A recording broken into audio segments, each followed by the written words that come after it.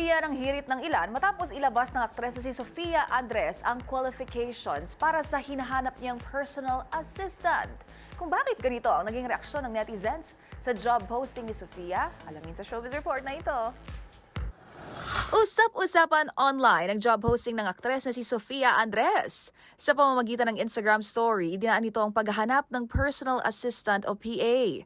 Nakasaad dito ang someone daw who can read her mind, organize her chaos, and remind me where I left my coffee and my schedule.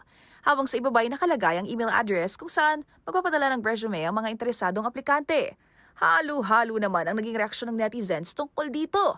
May nagsabing baka raw tila isang fortune teller o manghuhula ang hanap nito. May ilan din namang nagtanggol dito at ipinaliwanag ang mga nakasaad na katangiang hinahanap ni Sofia para sa kanyang next PA. Habang may humirit ding 6 digits daw ba ang pasahod? Matapos, ulaning nagsari-saring komento, muling nag-post ang aktres sa IG story sabay sabing, "Chill!"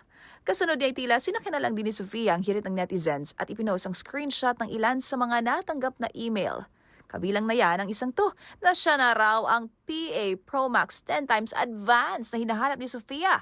Habang say naman ng isa pang applicant, pinaplano pa lang daw ng aktres, nagawa niya na.